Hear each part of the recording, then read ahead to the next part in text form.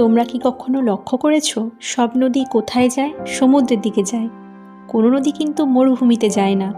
সমুদ্র, যার কাছে ইতিমধ্যেই প্রচুর জল আছে, আর নদীও তার জল নিয়ে এসে তার কাছে মিশে যায়। অন্যদিকে মরুভূমি, যার জল দরকার, তার কাছে কিন্তু কোনো নদী যায় না। আর ঠিক একই রকমভাবে তোমাদের বাড়িতে যদি কোনো গেস্ট আসে যে অনেক বড় লোক বা বিশাল বড় পদের মানুষ, এক এমন মানুষ যার কাছে সব কিছু আছে, তাকে তুমি কেমন গিফট দাও?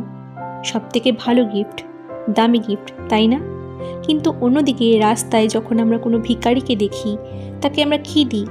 2 টাকা, 5 টাকা, খুব বেশি হলে 10 টাকা দিই। ঠিক এরকমই হয়। এটাই প্রকৃতির নিয়ম, আর এটাই জীবনের রহস্য। এই দুনিয়াতে সব কিছু, যত অ্যাবান্ডেন্স, যত ট্যালেন্ট, যত কৃতিত্ব, সব সেখানেই যায় যেখানে পূর্ণতা আছে। সেখানে যায় না যেখানে অভাব আছে।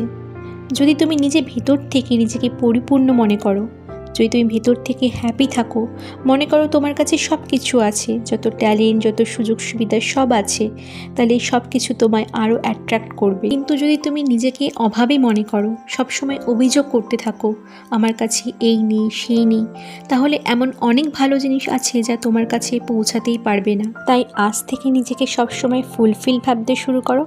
জীবন পরিবর্তন হবেই। তোমাদের যদি আমার এই ভিডিওটা হেল্পফুল লাগে, তাহলে তোমার কাছের মানুষদের সাথে শেয়ার করো, আর এই ভিডিওটাকে লাইক ও চ্যানেলটাকে সাবস্ক্রাইব করতে ভুলো না।